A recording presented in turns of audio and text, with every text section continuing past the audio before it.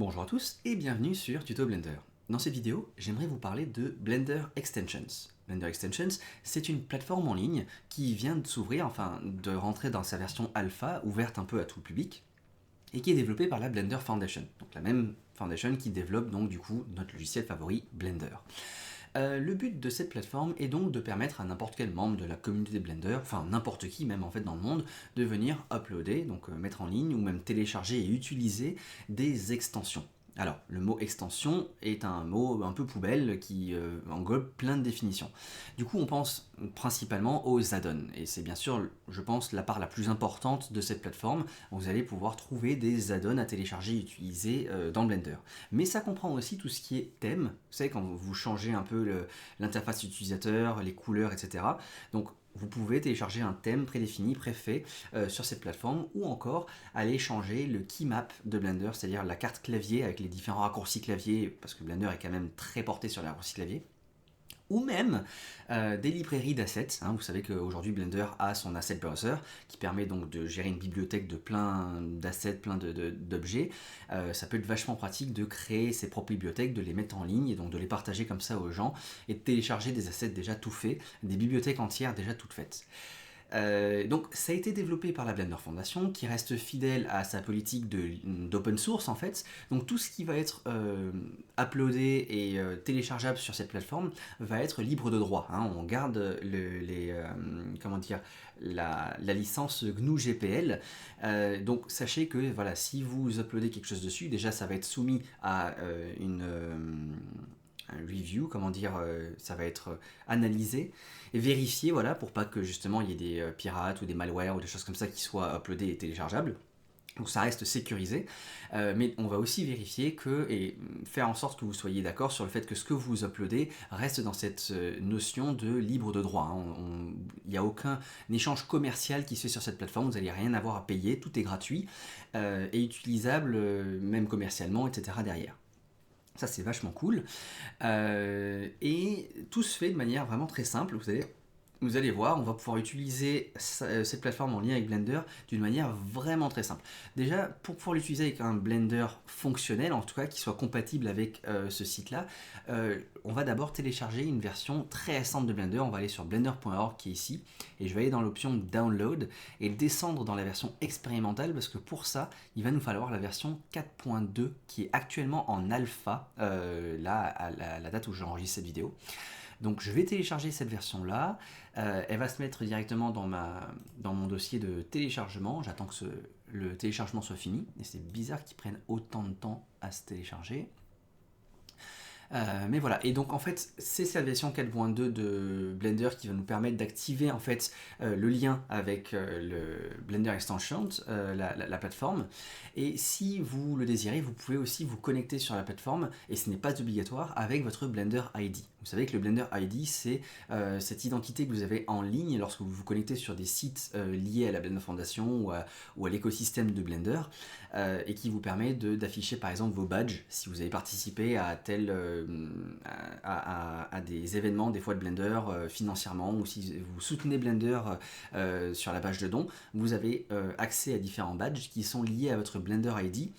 Et donc, vous pouvez utiliser Blender ID pour vous loguer sur ce site-là aussi, et ça vous donnera peut-être par la suite, je ne sais pas si ça a été implémenté dès maintenant, mais des fonctionnalités supplémentaires. Vous n'avez pas besoin de vous loguer avec votre Blender ID pour pouvoir télécharger des extensions, mais si vous le faites, vous aurez accès par exemple au système de notation ou alors de suivi pour savoir si ça a été mis à jour, etc.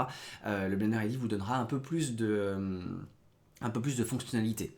Mais les fonctionnalités de base qui permettent d'avoir accès et de télécharger, voilà, et d'utiliser les extensions, ça c'est ouvert à tout le monde sans avoir besoin de se connecter ou autre. Ça c'est vraiment cool d'y avoir pensé. Donc j'ai fini donc, le téléchargement de mon Blender 4.2.0 alpha qui arrive dans mes téléchargements. C'est une version zip bien sûr, donc c'est une version portable, on n'est pas en train de l'installer, de l'installer sur l'ordinateur. On peut venir donc le décompresser, sortir le dossier ici. J'attends 2 secondes que mon ordinateur décompresse cette version de Blender. Et ensuite, c'est très simple, une version portable comme ça nous donne un dossier dans lequel on peut rentrer, cliquer sur Blender et on va lancer Blender sans avoir besoin de l'installer sur l'ordinateur. Alors, c'est la première fois qu'il s'ouvre sur l'ordi, donc bien sûr, là, j'ai pas pu changer la taille de la police et tout sur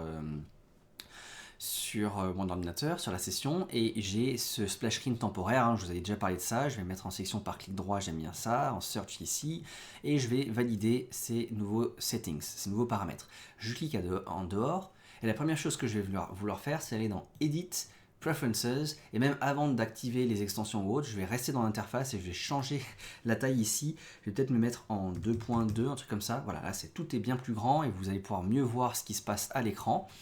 Et je vais ensuite venir dans... Où est-ce que ça se trouve? Je reste dans l'interface et je vais activer le développeur Extras qui est ici et qui active ce bouton-là expérimental, et donc je peux activer des options expérimentales.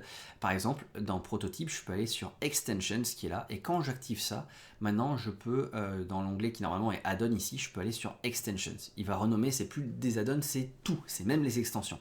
Et là, normalement, je suis censé pouvoir chercher des extensions. Alors, on va essayer de, comment dire, de réduire au moins Blender. Peut-être que je vais pas fermer la fenêtre, mais au moins réduire la fenêtre, la voir à côté. Peut-être que je peux faire cette espèce de truc où je scinde en deux, voilà, mes fenêtres de l'ordinateur.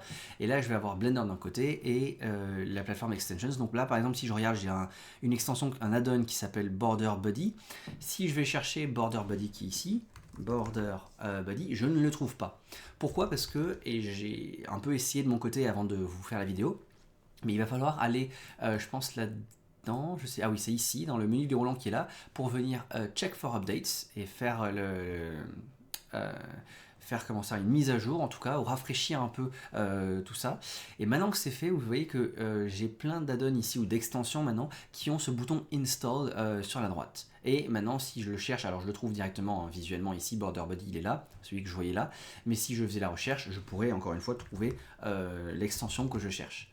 Et là ça va me permettre donc, si je l'ai trouvé directement ici, de cliquer sur Install, et voilà, ça y est, il est installé et même directement activé, et je peux utiliser cette extension Blender. Alors si je veux savoir ce qu'elle fait, je peux cliquer dessus, et là j'aurai tout un descriptif, où le trouver, j'ai un visuel qui me montre comment ça fonctionne, les versions, etc. Donc, et même je peux faire des reviews, je peux le noter et donner des commentaires. Alors je pense qu'il faut que je me log avec mon identifiant Blender si je veux pouvoir rajouter des notations ici, mais tout ça fonctionne. Et vous voyez que sur le site, je peux aussi avoir le Get Add-on qui est là, et quand je fais là, je pourrais avoir ce bouton qui peut me permettre de drag and drop ça dans Blender, sans avoir du coup à ouvrir Blender et à installer de cette manière-là. Je pourrais avoir mon navigateur, Blender à côté, et drag drop ce bouton pour l'installer automatiquement. Alors on va le faire pour autre chose, on va le faire par exemple pour, alors pas un add-on, mais si je reviens sur voilà, la page principale, j'ai les add-ons, j'étais dedans tout à l'heure, et j'ai les thèmes, et si je descends en bas, j'ai les thèmes ici. Alors normalement, comme je vous l'ai dit, ça comprendra aussi tout ce qui est raccourci, enfin une carte de clavier, de raccourci les keymaps ou les librairies d'assets, mais actuellement je ne les vois pas encore de lister, c'est tout début, on est vraiment en version alpha, donc ils ne l'ont pas encore implémenté. Mais des thèmes, il y en a déjà quelques-uns qui ont été chargés ici. J'aime bien le Gold Pro, enfin ça sonne bien, en plus c'est avec de l'or et tout, j'aime bien. Donc on va essayer d'installer le Gold Pro de la deuxième manière. Par exemple, je peux cliquer sur Get Theme ici, et j'ai ce drag and drop qui existe là. Donc là, c'était ma fenêtre de préférence Blender, je peux la fermer. Et en fait, je vais rester sur Blender par défaut ici. Je vais cliquer, drag, drop ici. Et dès que je relâche, je peux installer donc l'extension directement. Et quand je l'installe, le thème est déjà installé dans Blender. Alors, il n'est pas activé, mais je peux retourner dans mon Edit Preferences. Alors peut-être que pour un add-on, il serait automatiquement activé, comme on l'a vu en cliquant sur Installed, il était directement coché.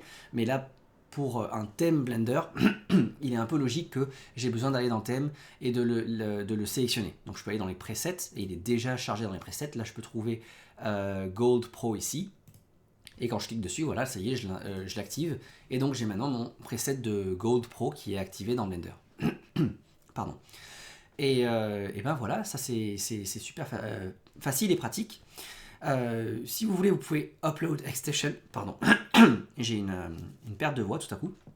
Mais si vous voulez, vous pouvez cliquer sur Upload Extensions ici pour venir rajouter une nouvelle extension. Donc il faut se loguer, donc ça y est, je vais me loguer là-dedans. il reconnaît de suite. Donc là je suis logué avec mon Blender ID et je peux venir donc dans le Upload Extensions ici pour être sûr que je suis bien le créateur et celui qui va mettre à jour mon extension, que j'ai toujours que ça respecte les guidelines, donc les lignes de conduite qui sont demandées ici, les conditions d'utilisation, etc., les politiques à utiliser. Je peux charger mon fichier, etc. Bon bref, ça paraît plutôt simple à faire. Et je doute que là sur ma chaîne, que vous qui me suivez, vous soyez beaucoup à aller dans cette partie-là. Ce qui vous intéresse plus, c'est d'utiliser en fait le site pour télécharger des add-ons et des choses intéressantes. En tout cas, je trouve que c'est vachement bien de rester dans ce thème d'open source. Ça donne un côté un peu concurrent au Blender Market ou à Gumroad où on peut déjà télécharger des add-ons et tout, mais sauf que là-bas c'est payant. Donc ça ne met pas non plus d'ombre à ces autres plateformes pour acheter en fait du contenu de Blender, mais ça donne cette alternative qui est sécurisée parce que du coup chaque fois que je vais mettre à jour ou charger un add-on, une extension, etc., ça passe par une étape de validation, en tout cas c'est vérifié de la part de la Blender Foundation pour vérifier qu'il n'y ait pas justement de malware, ou autre chose un peu risquée pour les utilisateurs finaux.